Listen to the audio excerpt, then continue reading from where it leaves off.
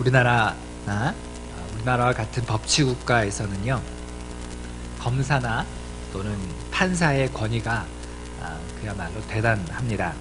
그래서 예전부터 우리나라는 이 검사나 판사가 되려고 하는 고시생들이 참 많았습니다. 제가 신림동 근처에서 살았었는데요. 거기서 보면은 늘 고시생들이 다니고 있는 것을 볼 수가 있습니다. 얼마나 고시생들이 참 많은지 싶었습니다. 그런데 최근에 보면요, 이렇게 많은 검사나 판사의 권위가 대단한데도 불구하고 오히려 검찰의 개혁을 요구하는 목소리가 높아지고 있습니다. 왜 그렇게 되었을까요? 검사가 비리가 있다는 그런 뉴스가 나오기도 하고, 또 판사들의 판결이 또는 검사의 판결이 공의롭지 못하다라고 하는 의식들이 많이 생겨나고 있기 때문에 그렇습니다. 생각보다 낮은 형벌을 받는 사람들, 또는 돈이 있기 때문에, 권력이 있기 때문에 쉽게 판결을 법망을 피해가는 그런 모습들을 보면서 법에 대해서 신뢰하지 못하고 검찰에 대해서 검찰의 권위를 인정하기가 힘들어졌기 때문에 그런 이야기들이 나온다고 말할 수 있을 것입니다. 검찰의 권위가 회복되려면 어떻게 되어야 되겠습니까? 검찰이 깨끗하고 공정하게 판결하는 모습을 우리에게 보여줄 때, 누가 봐도 저 판결은 공의롭다라고 하는 의식이 생길 때 많은 사람들은 검찰을 더욱더 인정하고 그 권위를 따르게 될 것입니다. 오늘 본문은 종교 지도자들이 판결을 내릴 때에 어떻게 공의롭고 공정한 판결을 내릴 수 있을까라고 하는 부분에 대하여 이야기해주고 있습니다. 즉, 어떻게 권위로운 판결을 내릴 수 있는가라고 하는 이야기를 하고 있는 것이죠. 오늘 1절에서는요, 하나님 앞에서 무엇이 잘못된 것인지 또 무엇이 가증한 건지 아주 분명한 사건을 하나 이야기해주고 있습니다. 흠이나 악질이 있는 소와 양은 아무것도 내 하나님 여호와께 드리지 말지니 이는 내 하나님 여호와께 가증한 것이 됨이니라 라고 말하고 있습니다. 네, 이러한 문제는 가증한 것이라는 거죠.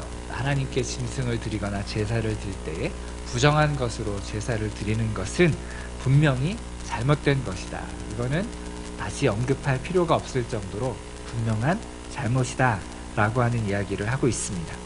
그래서요, 히스기야 때 보면요, 일부러 이 북이스라엘의 베델과 단의 제단이 있지 않았습니까? 히스기야 때는 이제 이 북쪽에 있는 이 제단들이 잘못되고 우상 숭배하는 제단이라고 하는 것을 인식해서 일부러 그것을 없애려고 했습니다. 그래서 히스기야 왕이 이 북이스라엘에 있는 이 베델에 있는 단에 일부러 부정한 제사를 드리게 합니다. 다시 말하면 악질과 병이 걸려있는 짐승을 가져다가 여기에서 제사를 드리게 함으로 인해서 일부러 그 단을 부정하게 만드는 것을 볼 수가 있습니다. 뿐만 아니라 아수르인들이 북이스라엘과 또 남유다까지 쳐들어왔을 때에 남유다에서조차도 일부러 하나님의 성전을 더럽히기 위하여 부정한 짐승으로 제사하게끔 했던 것을 볼 수가 있습니다. 이와 같이 부정한 짐승으로 제사하는 것은 하나님 앞에 분명히 가증한 것이라는 것입니다. 다시 언급할 필요가 없을 정도로 이것은 분명히 판결을 해야만 하는, 또 처벌을 해야만 하는 죄라는 것입니다. 두 번째로 2절부터 7절까지의 이야기에서는요, 누군가 우상 숭배했다라고 하는 소문이 들릴 때에 대한 이야기입니다. 우상 숭배했다는 소문이 들렸을 때에 어떻게 판결할 것인가. 첫 번째로는 확실한지 점검하라는 것입니다. 4절 가서 보면요, 그것이 내게 알려짐으로 네가 듣거든 자세히 조사해 볼지니 만일 그 일과 말이 확실하여 이스라엘 중에 이러한 가증한 일이 행함이 있으면, 이렇게 얘기합니다. 확실해야만 한다는 것이죠. 누군가 우상 숭배를 했거나 이런 성신에게 절했다고 했는데 그것이 단지 소문으로 들리고 뭔가 불확실하다라고 하면 그럼에도 불구하고 그것을 함부로 판결하면 안 된다는 것입니다. 그래서 확실한지 점검하라 라고 이야기해주고 있습니다. 그래서 확실할 수 있도록 조사해보고 그것이 확실하게끔 되어야 한다는 것이죠. 그래서 어떻게 확실하게 할 것인가? 적어도 두세 사람의 증언이 있어야 된다라고 얘기합니다. 6절 가서 보니까요. 죽일 자를 두 사람이나 세 사람의 증언으로 죽일 것이요 라고 얘기하고 있지 않습니까? 증언이 있지 않으면 안 된다는 것이죠. 또는 한 사람의 증언으로는 그것을 함부로 판결할 수 없다는 것입니다. 왜냐하면 한 사람이 위증을 할 수 있기 때문에 그런 것이죠. 그래서 반드시 두세 사람의 증언을 가지고 누군가의 신성모독을 판단하도록 하고 있습니다. 그래서 예수님께서도요, 당시에 제사장인 가야바에게 판단을 받을 때에 신성모독이라고 하는 죄로 판단을 받았습니다. 근데 그때 일부러 이 제사장들이 거짓 증언자들을 세울 때요, 한 사람을 세운 게 아니라 일부러 세 사람 이상의 증언자들을 세웠던 것을 볼 수가 있습니다.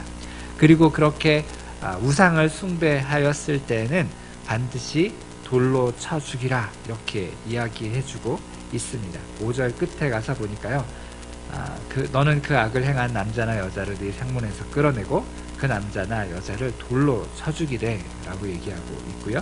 7절에서도 이런 자를 죽이기 위해서는 증인이 먼저 손을 댄 후에 뭇 백성이 손을 댈지니라. 너는 이와 같이 하여 너희 중에서 악을 제할지니라 라고 분명하게 이야기하고 있습니다. 이렇게 누군가가 우상 숭배를 했다고 하는 소문을 들어도 거기에 대하여 분명하고 공정하게 판결을 해라 라고 얘기하고 있습니다. 8절에서 11절까지에서는요, 이제 지방에서 판결을 내리게 되지 않겠습니까? 각 지방에서 이런 종교적인 문제가 생겼을 때 제사장이나 또 종교적으로 지도자들이 뭔가 판결을 해야 되는데 판결이 애매하다라고 하는 것입니다. 자꾸 판결을 내리려고 해도 뭔가 석연치 않은 것 같아서 백성들이 다시 고소하게 되고 또 여러 가지 고소의 일들이 일어나는데 그것을 지방에서 판결하기 어려운 때에는 어떻게 해야 하는가라고 하는 이야기를 해주고 있습니다. 여러분, 우리나라에서도 지방에서 재판을 했는데 거기에 대해서 불만이 생길 때에는 이 재판을 받은 사람이나 또는 그것을 고소한 사람이 이것은 좀 불공정하다라고 여길 때에는 대법원에 다시 고소하게 되지 않습니까? 그러면 지방에서 분명히 판결이 일어났음에도 불구하고 거기에 대해서 다시 대법원에서 판결을 내리도록 하고 있습니다. 마찬가지로 오늘 본문에서도요, 8절에서 11절 본문에서도 지방에서 판결이 어려운 경우에는 8절 중반절에 보니까 서로 고소하여 네가 판결하기 어려운 일이 생기거든 너는 일어나 내 하나님 여호와께서 택하실 곳으로 올라가서 라고 얘기하고 있습니다. 다시 말하면 예루살렘 성전, 즉 하나님의 성전이 있는 곳으로 올라가라, 우리나라로 치면 대법원으로 올라가라 이렇게 말해주고 있습니다.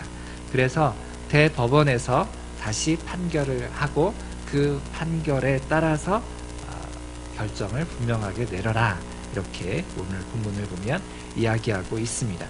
그래서 이 중앙에서 다시 말하면 하나님의 성전이 있고 하나님께 직접 부를 수 있는 그 대성전에서 판결한 대로 행하라고 이야기하고 있는데요. 이때에는 아주 분명하게 이렇게 11절에서 얘기합니다.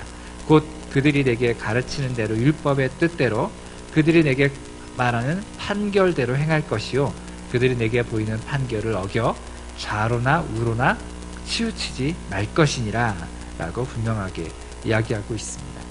다시 말하면 대법원에서 한번 판결이 내려졌으면 지방 판사가 함부로 그것을 듣고 자기 마음대로 수정해서 판결하면 안 된다라고 하는 것이죠.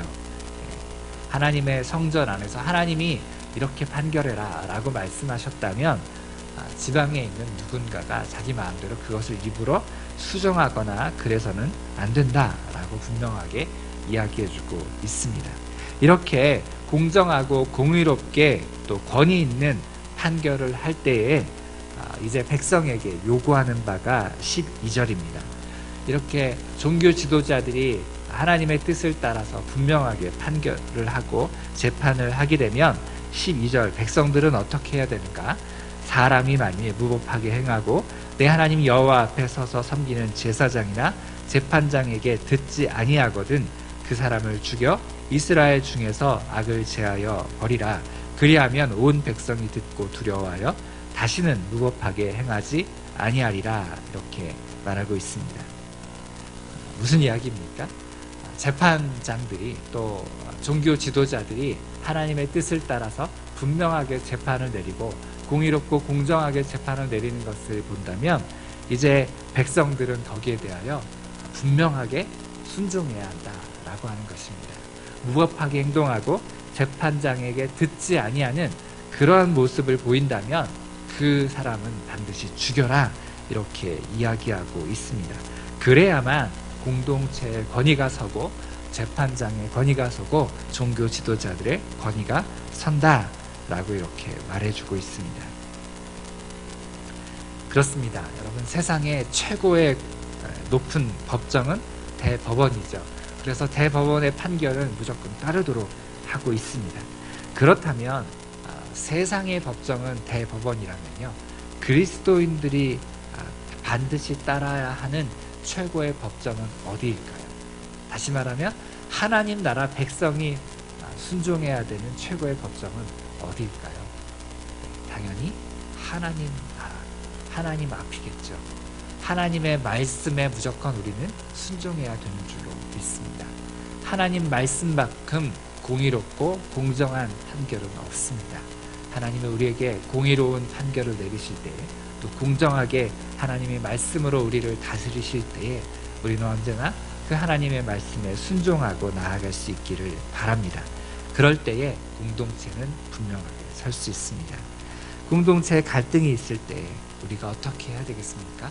우리는 그래서요, 더욱 말씀 앞으로 나아가야만 합니다.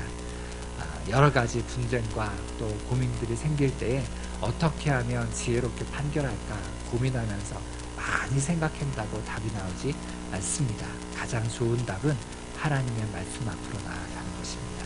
가정 안에서도 마찬가지입니다. 가정 안에 여러 가지 분쟁이 생길 때에 어른의 권위 또는 지식 있는 자의 권위 또는 말빨이 좋은 사람의 권위로 가정의 모든 판결을 하려고 하면 안 됩니다.